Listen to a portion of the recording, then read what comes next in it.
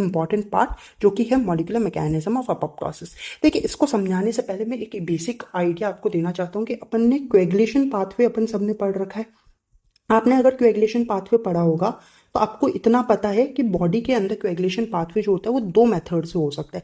एक intrinsic pathway चलता है तो एक एक्सट्रिंसिक पाथवे चलता है, और दोनों ही पाथवेज के अंदर क्या होता है कि कुछ कुछ क्लॉटिंग फैक्टर्स आते हैं और वो क्लॉटिंग फैक्टर्स कुछ क्लॉटिंग फैक्टर्स को एक्टिवेट करते हैं।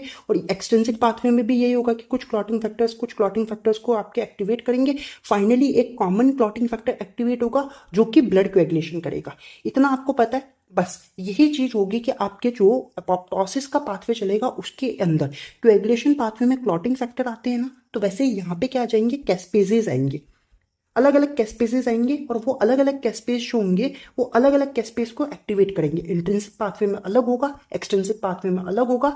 फाइनली आपके एक दो कैस्पेजेस आएंगे जो कि दोनों में कॉमन होंगे और वही आपके एक्टिव कैस्पेजेस होंगे, और उसकी वजह से आपके क्या होगा, अपोप्टोसिस होगा। एक ओवरव्यू मिल गया। अब आपको ये समझना है कि इंट्रिंसिक पाथवे में कौन से ऐसे कैस्पेजेस आएंगे, एक्सट्रिंसिक पाथवे में ऐसे कौन से कैस्पेजेस आएंगे, और कॉमन कैस्पेजेस ऐसे कौन से हैं जो कि एक्टिव फॉर्म होगी कैस्पेजेस एंजाइम की, जिसकी वजह से अपोप्टोसिस होगा। अब आपको खाली नाम समझने, मैकेनिज्म अपने को समझ आ गया। देखिए, अब शुरू करते हैं। मॉलिक्यूलर मैकेनिज्म जो अपोप्टोसिस का होता है वो टोटल 5 स्टेप्स के अंदर होगा। सबसे पहले तो अपन कह रहे हैं कि आपके इनिशिएशन देखने को मिलता है कि सबसे पहले प्रोसेस शुरू होगा, फिर आपके डेथ सिग्नलिंग पाथवेज का इनिशिएशन होगा। कैसे होगा, इसमें ही आपके एक तो इंट्रिंसिक पाथवे आ सकता है तो एक एक्सट्रिंसिक पाथवे आ सकता है।